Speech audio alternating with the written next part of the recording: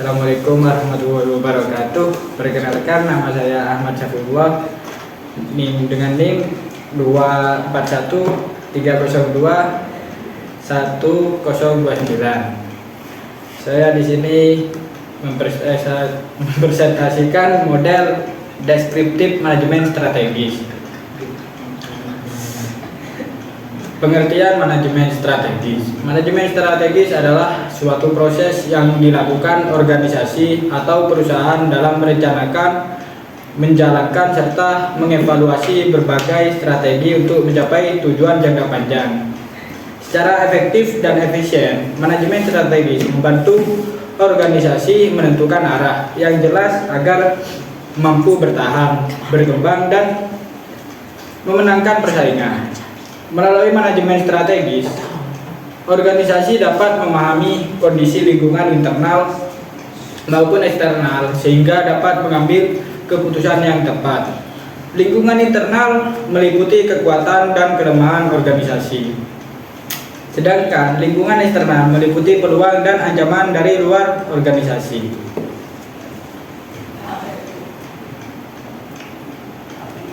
Model deskriptif manajemen strategis.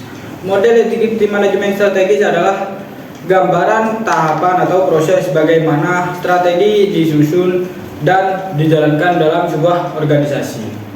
Model ini menjelaskan langkah-langkah yang harus dilakukan agar tujuan organisasi dapat tercapai. Secara umum, model deskriptif manajemen strategis terdiri dari beberapa tahap berikut. 1. Pengamatan lingkungan. Tahap pertama adalah mengamati kondisi lingkungan organisasi baik internal maupun eksternal. Lingkungan internal meliputi sumber daya manusia, keuangan, teknologi, struktur organisasi, budaya kerja. Tujuan untuk mengetahui kekuatan, kelemahan. B. Lingkungan eksternal meliputi kondisi ekonomi, sosial budaya, politik, teknologi, persaingan pasar. Tujuannya untuk mengetahui peluang dan ancaman. Biasanya analisis ini dikenal dengan analisis SWOT. 2. Perumusan strategi. Setelah mengetahui kondisi organisasi, langkah berikutnya adalah menyusun strategi. Kegiatan dalam tahap ini meliputi menentukan visi dan misi organisasi, menetapkan tujuan jangka panjang, menentukan kebijakan, memilih strategi yang tepat. Contoh, strategi meningkatkan kualitas pelayanan, strategi memperluas pasar, strategi promosi digital. Tujuan tahap ini adalah agar organisasi memiliki arah yang jelas dalam mencapai target. 3. Implementasi strategi. Strategi yang sudah dirumuskan kemudian dilaksanakan dalam kegiatan nyata. Tahap ini mencakup pembagian tugas kerja, pengelolaan sumber daya, pelaksanakan program, pengambilan keputusan operasional.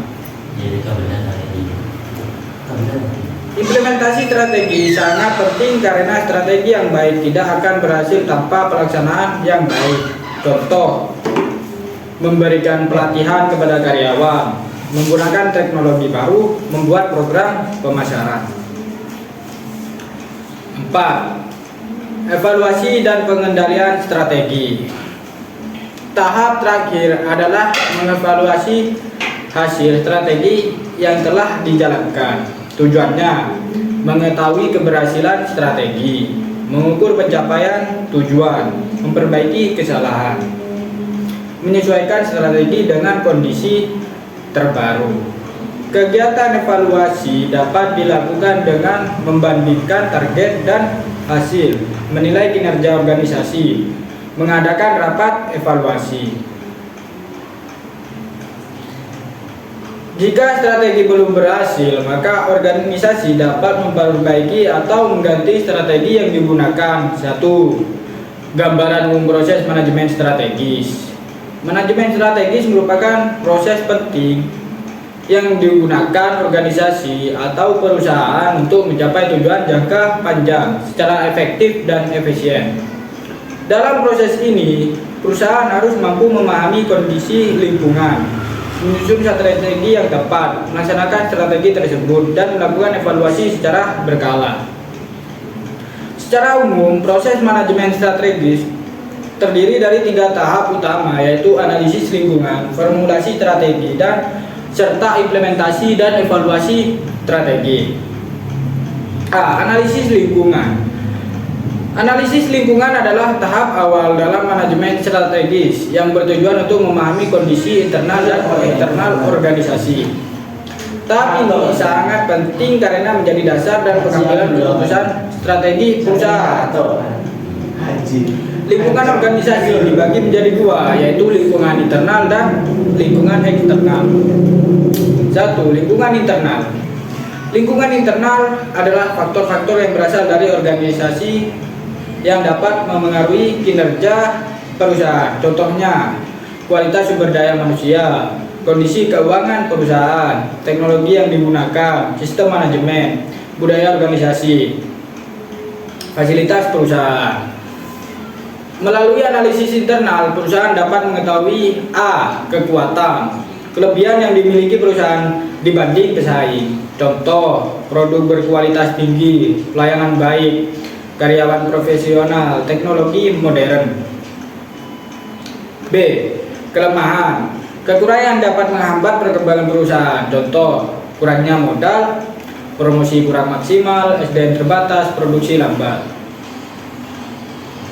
2. Lingkungan eksternal. Lingkungan eksternal adalah faktor-faktor dari luar organisasi yang memengaruhi kegiatan perusahaan dan biasanya sulit dikendalikan. Contohnya, perkembangan teknologi, kondisi ekonomi, persaingan bisnis, perubahan gaya hidup masyarakat, kebijakan pemerintah. Dari analisis eksternal, perusahaan dapat mengetahui peluang, kesempatan yang dapat dimanfaatkan perusahaan untuk berkembang. Contohnya, tren belanja online meningkat, masyarakat mulai menyukai produk sehat, kemajuan media sosial untuk promosi. B. Ancaman. Faktor luar yang dapat merugikan perusahaan. Contohnya, pesaing baru, harga bahan baku naik, perubahan selera konsumen. Tujuan analisis lingkungan. Analisis lingkungan dilakukan agar perusahaan mengetahui kondisi perusahaan secara menyeluruh, menentukan strategi yang tepat, mengurangi risiko kesalahan keputusan, mampu menghadapi persaingan bisnis, menemukan peluang baru untuk berkembang. Contoh, sebuah perusahaan makanan melihat bahwa masyarakat mulai menerapkan pola hidup sehat. Perusahaan kemudian memanfaatkan peluang tersebut dengan menciptakan produk rendah gula dan rendah lemak agar sesuai dengan kebutuhan pasar. B. Formulasi strategi. Formulasi strategi adalah proses menyusun dan menentukan strategi yang akan digunakan perusahaan berdasarkan hasil analisis lingkungan. Pada tahap ini, perusahaan mulai menentukan arah dan langkah yang harus dilakukan untuk mencapai tujuan. Dan hal-hal yang dilakukan dalam formulasi strategi. 1. Menentukan visi dan misi. Visi adalah gambaran tujuan masa depan perusahaan, dan misi adalah langkah atau cara untuk mencapai visi tersebut. 2. Menentukan tujuan perusahaan. Tujuan perusahaan harus jelas agar semua kegiatan memiliki arah yang tepat. Contoh, meningkatkan penjualan, memperluas pasar, dan meningkatkan kualitas pelayanan. 3. Menentukan strategi. Perusahaan memilih strategi yang paling sesuai dengan kondisi dan kebutuhan pasar. Contoh strategi pemasaran digital, strategi inovasi produk, strategi pelayanan pelanggan, dan strategi efisiensi biaya. 4. Menyesuaikan dengan kondisi pasar. Strategi harus sesuai dengan perkembangan zaman dan kebutuhan konsumen. Contoh formulasi strategi. Sebuah perusahaan melihat bahwa pelanggan mudah lebih aktif menggunakan media sosial dibanding media cetak. Karena itu, perusahaan memutuskan menggunakan pemasaran digital melalui Instagram, TikTok, dan Marketplace untuk meningkatkan penjualan. Strategi ini dipilih karena dianggap lebih efektif, cepat, dan mampu menjangkau banyak konsumen. C. Implementasi dan evaluasi strategi. Strategi yang sudah dirancang tidak akan berhasil jika tidak dilaksanakan dengan baik. Oleh karena itu, perusahaan harus melakukan implementasi strategi secara tepat dan melakukan evaluasi secara berkala. 1. Implementasi strategi. Implementasi strategi adalah proses menjalankan strategi yang telah direncanakan ke dalam kegiatan nyata perusahaan.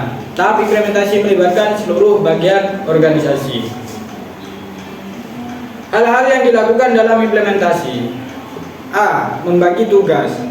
Setiap bagian perusahaan diberi tanggung jawab sesuai tugasnya. Contoh, bagian pemasaran melakukan promosi, bagian produksi membuat produk, dan bagian keuangan mengatur anggaran.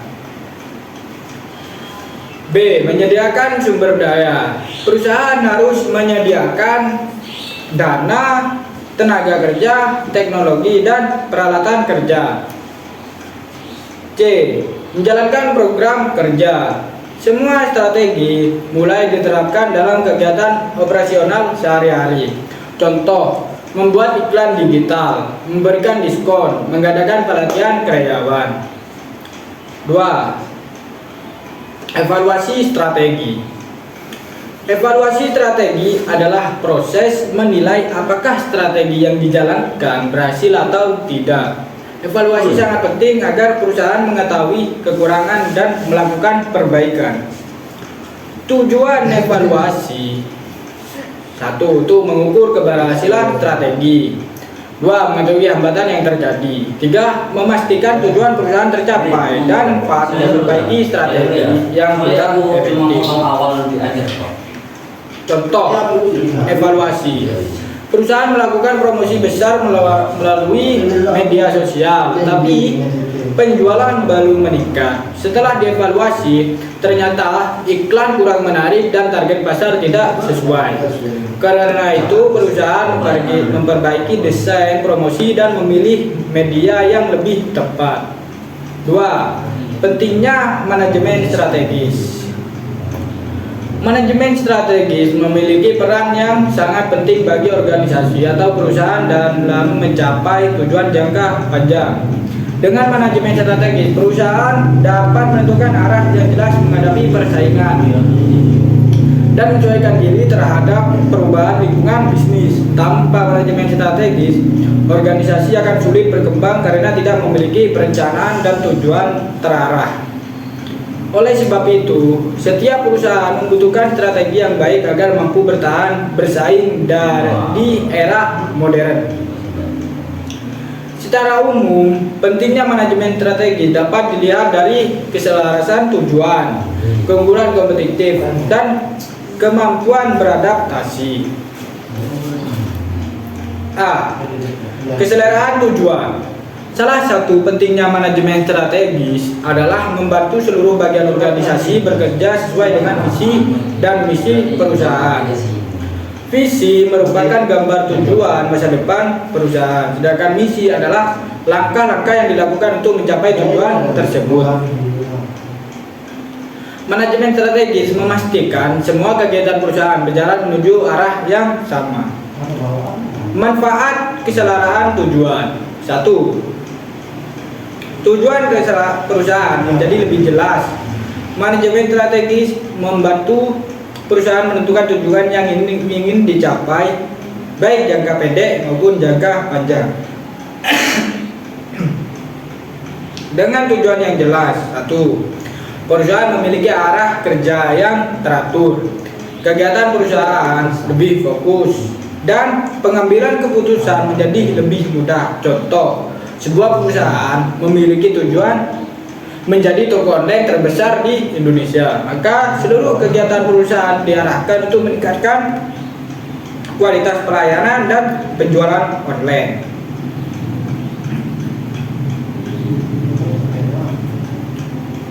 Dua, karyawan memahami arah perusahaan. Melalui manajemen strategis, setiap karyawan mengetahui tugas dan peran mereka dalam mencapai tujuan perusahaan. Hal ini membuat satu, karyawan bekerja lebih terarah. Dua, kerjasama antar bagian menjadi lebih baik. Tiga, semangat kerja meningkat karena tujuan perusahaan jelas.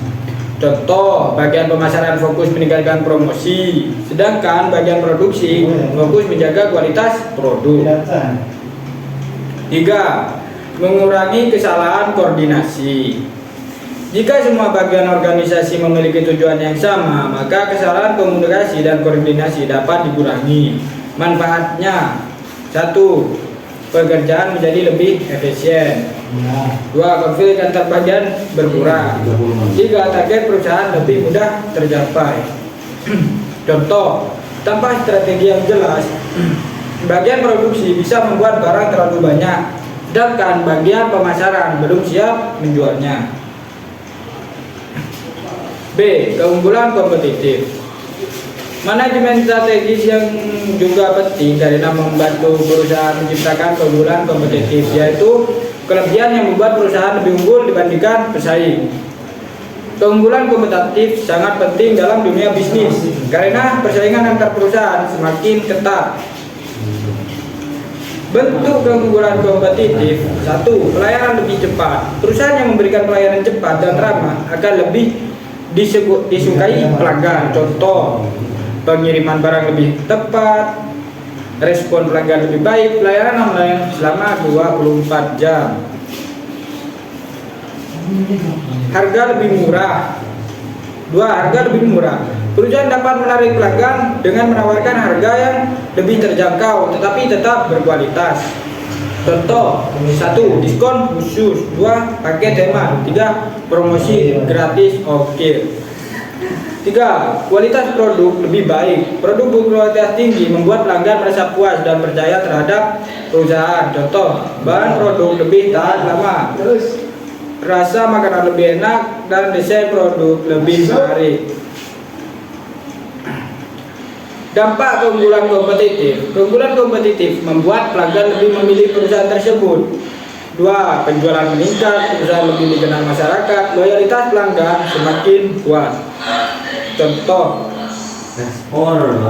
sebuah kedai kopi memiliki pelayanan cepat, tempat nyaman, dan harga terjangkau. Hal ini membuat pelanggan lebih memilih kedai tersebut dibanding pesaing di sekitarnya. C. Adaptabilitas. Dalam dunia modern, perubahan terjadi sangat cepat. Oleh karena itu, perusahaan harus memiliki kemampuan untuk menyesuaikan diri atau beradaptasi terhadap perubahan lingkungan. Manajemen strategis membantu organisasi menghadapi perusahaan agar tetap bertahan dan berkembang. Contoh, perubahan yang harus dihadapi. Satu, perkembangan teknologi digital. Teknologi terus berkembang dan mengubah cara perusahaan bekerja. Contoh, penjualan online, pembayaran digital, promosi melalui media sosial. Perusahaan yang tidak mengikuti perkembangan teknologi itu akan tertinggal. Dua, perubahan tren konsumen.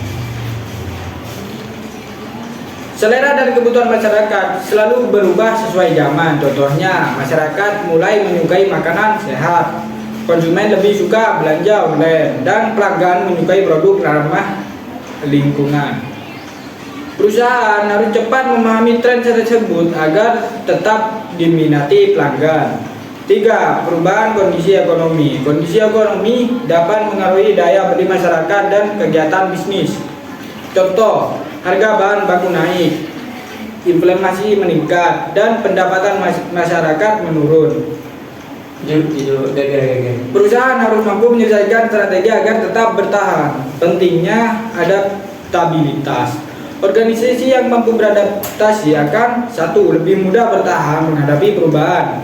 mampu bersaing dengan perusahaan lain, lebih cepat menemukan peluang baru, dan tidak mudah mengalami kerugian besar. Contoh, saat pandemi, banyak restoran mulai menggunakan layanan pasar, pesan antar, dan aplikasi online agar tetap dapat melayani pelanggan. 3. Tantangan dalam proses manajemen strategis. Dalam menjalankan manajemen strategis, organisasi tidak selalu berjalan dengan mudah. Banyak tantangan yang harus dihadapi. Menyusul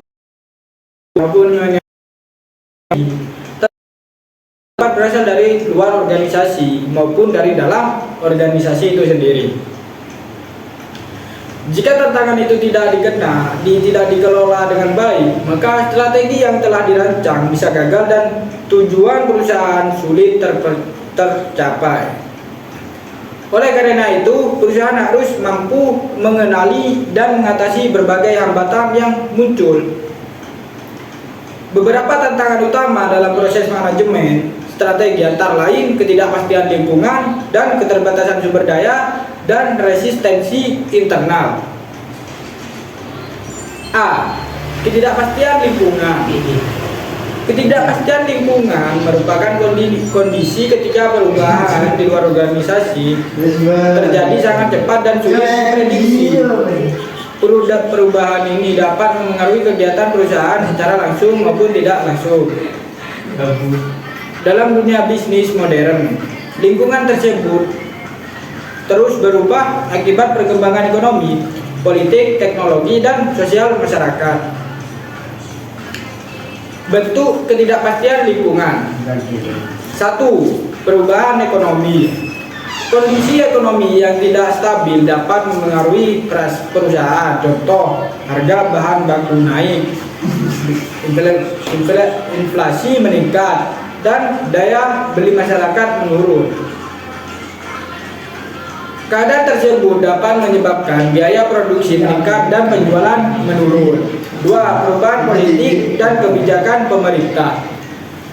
Perubahan aturan pemerintah juga dapat mempengaruhi strategi perusahaan. Contoh, pajak naik, peraturan impor berubah, dan kebijakan tenaga kerja baru.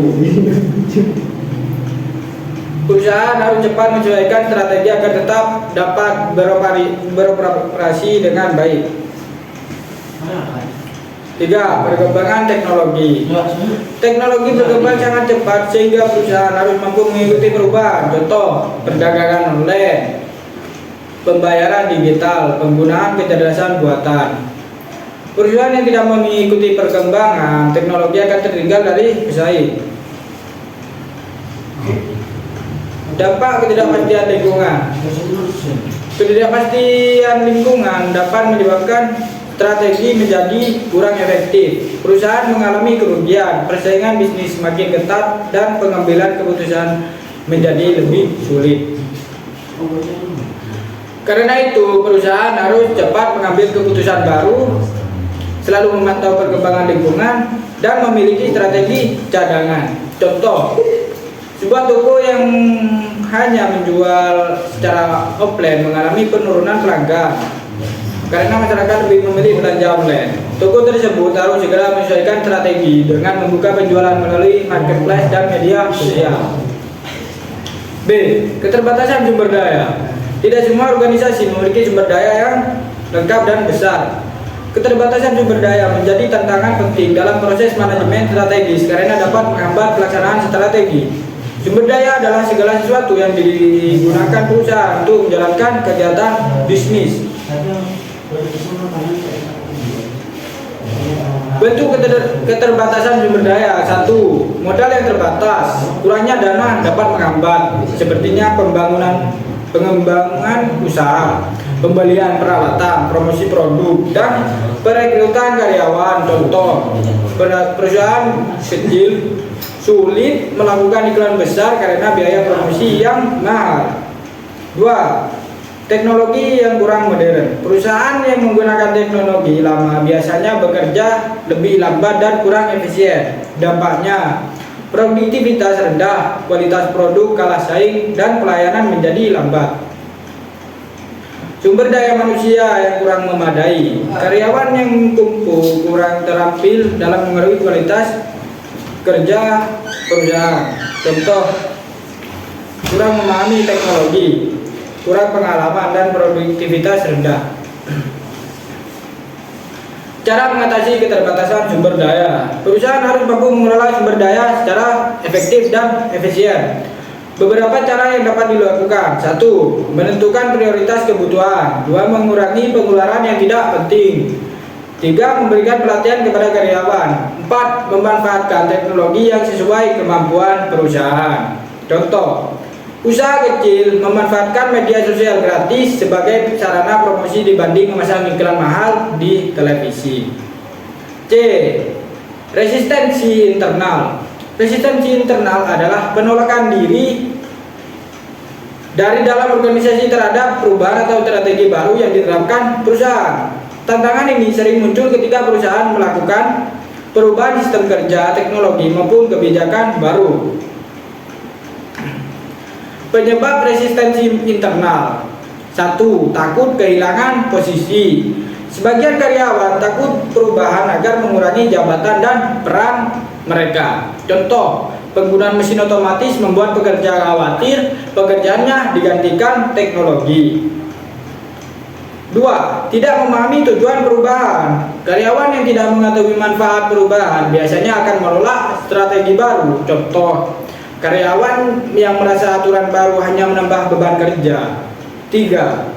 Kurangnya komunikasi. Jika manajemen tidak menjelaskan perubahan dengan baik, maka akan muncul kesalahpahaman di dalam organisasi. Akibatnya, karyawan merasa tidak dihargai, timbul konflik internal, semangat kerja menurun. Solusi mengatasi resistensi internal. Agar perubahan dapat diterima dengan baik, perusahaan perlu melakukan beberapa langkah berikut. 1. Memberikan pelatihan. Pelatihan membantu karyawan memahami sistem dan keterampilan baru. Manfaat: 1. Karyawan lebih siap menghadapi perubahan. Kemampuan kerja meningkat. 3. Rasa percaya diri bertambah. 2. Melibatkan karyawan dalam proses perubahan. Karyawan perlu diajak berdiskusi dan diberi kesempatan untuk menyampaikan pendapat. Manfaat: karyawan merasa dihargai, dukungan terhadap perubahan meningkat, hubungan kerja lebih baik. 3. Komunikasi yang terbuka. Manajemen harus menjelaskan tujuan dan manfaat perubahan secara jelas. Komunikasi yang baik dapat mengurangi kesalahpahaman, meningkatkan kepercayaan karyawan, membantu proses perubahan berjalan lancar. Contoh, perusahaan yang akan menggunakan sistem digital memberikan sosialisasi dan pelatihan terlebih dahulu kepada seluruh karyawan agar mereka memahami manfaat sistem baru tersebut. 4. Analisis lingkungan internal dan eksternal. Analisis lingkungan internal dan eksternal merupakan bagian penting dalam manajemen strategis. Analisis ini dilakukan untuk mengetahui kondisi perusahaan secara menyeluruh sehingga organisasi dapat menentukan strategi yang tepat dalam mencapai tujuan. Melalui analisis lingkungan, perusahaan dapat memahami faktor-faktor yang mempengaruhi keberhasilan maupun hambatan dalam menjalankan usaha. Faktor tersebut dapat berasal dari luar organisasi, eksternal, maupun di dalam organisasi internal. Dengan melakukan analisis secara baik, perusahaan dapat memanfaatkan peluang, mengatasi ancaman, meningkatkan kekuatan, dan memperbaiki kelemahan. A. Lingkungan eksternal. Lingkungan eksternal adalah segala faktor yang berasal dari luar organisasi dan dapat mengaruhi kegiatan perusahaan. Faktor eksternal biasanya sulit dikendalikan oleh perusahaan, sehingga organisasi harus mampu menyesuaikan diri terhadap perubahan yang terjadi. Lingkungan eksternal sangat penting dianalisis karena dapat mempengaruhi keberhasilan strategi perusahaan. 1. Kondisi pasar. Kondisi pasar berkaitan dengan keadaan dan perkembangan kebutuhan masyarakat terhadap suatu produk atau jasa. Perusahaan harus memahami kondisi pasar agar produk yang dijual sesuai dengan kebutuhan konsumen. Hal yang harus dipahami perusahaan. A. Kebutuhan konsumen. Perusahaan yang harus mengetahui apa yang dibutuhkan dan diinginkan pelanggan. Contoh, konsumen ingin produk murah tetapi berkualitas. Masyarakat mulai menyukai produk sehat. Dan pelanggan menginginkan pelayanan cepat. Jika perusahaan memahami kebutuhan konsumen, maka produk yang dihasilkan akan lebih mudah diterima pasar. B. Tren pasar. Tren pasar adalah perubahan gaya hidup atau kebiasaan masyarakat yang sedang berkembang. Contoh, belanja online semakin populer, penggunaan pembayaran digital meningkat, dan produk ramah lingkungan semakin diminati. Perusahaan yang mampu mengikuti tren pasar akan lebih mudah berkembang. C. Potensi pertumbuhan pasar. Perusahaan perlu melihat apakah pasar memiliki peluang perkembangan di masa depan. Contoh, bisnis makanan sehat memiliki peluang besar karena masyarakat melalui peduli kesehatan. Bisnis digital berkembang karena penggunaan internet meningkat. Dengan memahami potensi pasar, perusahaan dapat menentukan strategi pengembangan usaha. 2. Persaingan industri. Persaingan industri adalah kondisi ketika banyak perusahaan menawarkan produk atau jasa yang serupa. Persaingan membuat perusahaan harus terus meningkatkan kualitas agar mampu bertahan.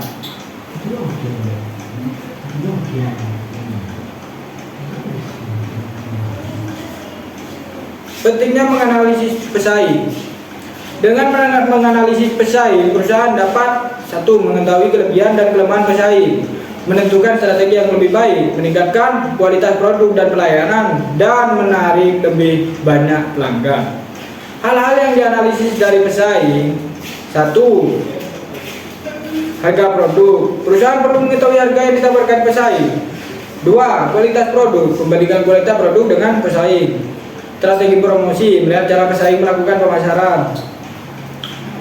Dan pelayanan pelanggan, mengetahui bagaimana pesaing melayani konsumennya. Contoh, sebuah kedai kopi melihat pesaing memberikan layanan pesan online dan tempat yang nyaman. Oleh karena itu, kedai tersebut mulai memperbaiki fasilitas dan menyediakan layanan digital agar tidak kalah bersaing.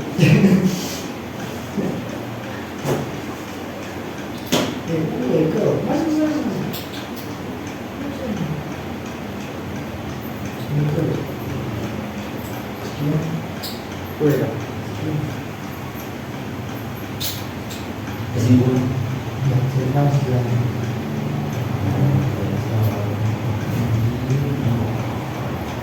masih tetap adil. Karena apa sih?